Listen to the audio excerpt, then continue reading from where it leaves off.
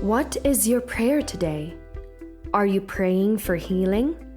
For the health and protection of your family and loved ones? For blessings and provisions amidst this poverty-stricken world? For peace amidst the uncertainties? Then come to Jesus and ask of Him, whoever you may be, whatever your background or your past or your present may be. Jesus is listening, and He is willing to bestow upon you not just the answer to your prayers, but more so, the richness of His grace. Let Jesus, the grace specialist, speak to you today. Isang mapagpalang araw po sa inyong lahat. Kumusta po? Welcome sa ating miracle number 2. At tingnan natin ano naman po kaya ang himala na ginawa ng ating Panginoong Hesus para sa ikalawang senyales ng kanyang persona. Tandaan po natin, ang bawat himala ay palapit sa persona ng ating Panginoong Hesus. Ito po ay makikita sa John chapter 4, 43 hanggang 54. Basahin po natin. Sama-sama po tayo. Jesus heals an official son. After the 2 days, He left for Galilee. Now, Jesus Himself had pointed out that a prophet has no honor in his own country. When He arrived in Galilee, the Galileans welcomed Him. They had seen all that He had done in Jerusalem at the Passover festival, for they also had been there. Okay, once more, He visited Cana in Galilee, where He had turned the water into wine. And there was a certain royal official whose son lay sick at Capernaum. When this man heard that Jesus had arrived in Galilee from Judea, he went to him and begged him to come and heal his son, who was close to death. Okay, unless you people see signs and wonders, Jesus told him, you will never believe. The royal official said, Sir, come down before my child dies. 50. Go, Jesus replied, your son will live. The man took Jesus at his word and departed. While he was still on the way, his servants met him with the news that his boy was living. When he inquired as to the time when his son got better, they said to him, yesterday at 1 in the afternoon, the fever left him. Then the father realized that this was the exact time at which Jesus had said to him, your son will live.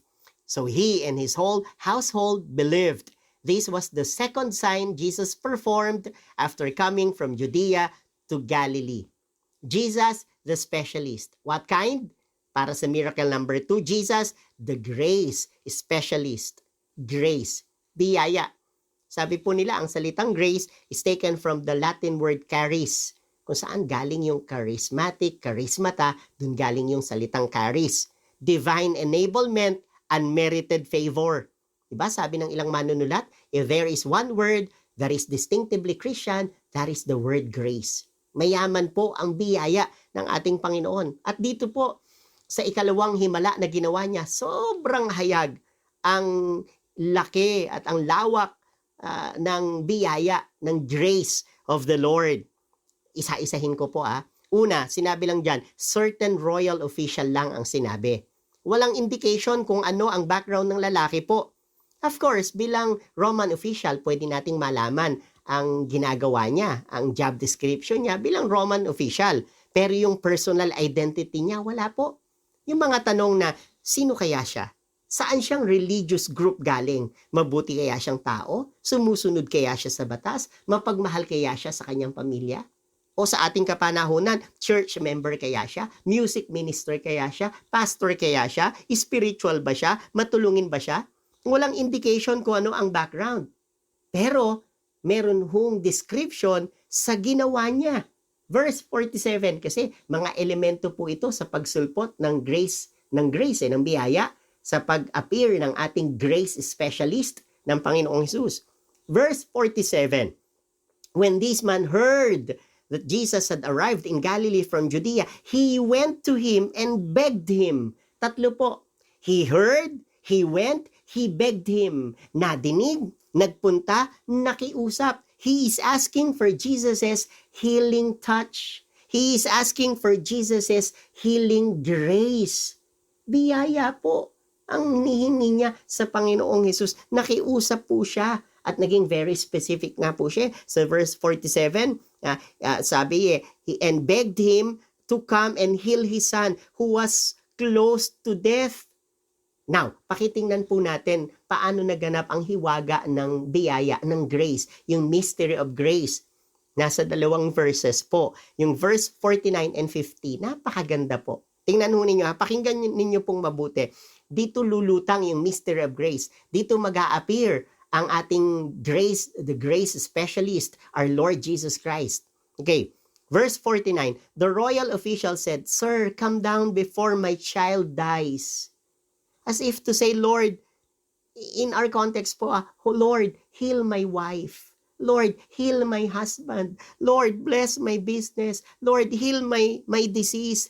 Lord, heal my sickness. Lord, heal my family. Lord, protect my family. Lord, cover us tightly with your most precious blood. Yung royal official, ang sabi niya, come down before my child dies. Kailangan ko na po ng inyong tulong. Alam niyo po, pagdating sa verse 50, ito ang sinabi, "Go," Jesus replied, "your son will live.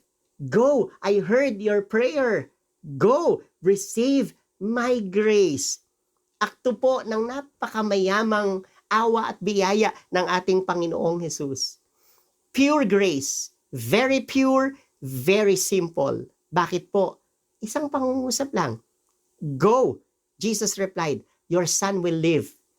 Wala pong mahaba, walang long discussions. Wala pong mahabang question and answer. Hindi sinabi ni Jesus, "Teka, sino ka? Mag-explain ka muna. Bakit mo kailangan?" Etc. Wala po. Hindi na nga ho bumisita ang Panginoon sa bahay nila. Doon po lumutang yung grace.